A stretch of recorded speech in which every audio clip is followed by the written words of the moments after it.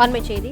சேலம் மேட்டூரில் 5,907 கோடியில் நீரேற்று புனல் மின் நிலையத்தை கிரீன்கோ எனர்ஜிஸ் நிறுவனம் அமைப்பதாக தமிழக அரசு தெரிவித்திருக்கிறது. கூடுதல் விவரங்களை செய்தியாளர் கார்த்திக் வழங்க கேட்கலாம். கார்த்திக், வணக்கம். விவரங்களை சொல்லலாம். சென்னையில் கடந்த மாதம் 21ஆம் தேதி முதலமைச்சர் மு.க. ஸ்டாலின் அவர்கள் தலைமையில் புரிந்துணர்வு ஒப்பந்தம் மேற்கொள்ளப்பட்ட அந்த கிரீன்கோ எனர்ஜிஸ் நிறுவனமானது சேலம் மாவட்டம் மேட்டூரில் 5,947 கோடி ரூபாய் மதிப்பீட்டில் நீர் புனல் மின் நிலையத்தை அமைக்க திட்டமிட்டிருக்கிறது. அதற்கான அந்த MOU எனப்படக்கூடிய அந்த புரிந்துணர்வு ஒப்பந்தமானது கடந்த மாதம் 21ஆம் தேதி கையெழுத்தானது முதலமைச்சர் முன்னிலையில். இந்த நிலையில் அவர்கள் சுற்றுச்சூழல் அனுமதிக்காக அந்த தாக்க மதிப்பீட்டு ஆணையத்தில் விண்ணப்பம் தாக்கல் செய்திருக்கிறார்கள்.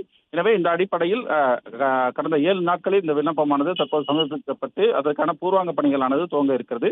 மொத்தமாக இந்த நிறுவனம் மூலமாக வேலைவாய்ப்பு பெறக்கூடியவர்கள் 1,500க்கும் மேற்பட்ட வேலைவாய்ப்பை பெற இருக்கிறார்கள். மொத்தமாக 20,114 கோடி ரூபாய் அளவிற்கு இந்த நீரேற்று புனல் மின் நிலையம் மூலமாக அந்த முதலீடானது தமிழகத்தில் மேற்கொள்ளப்பட இருக்கிறது.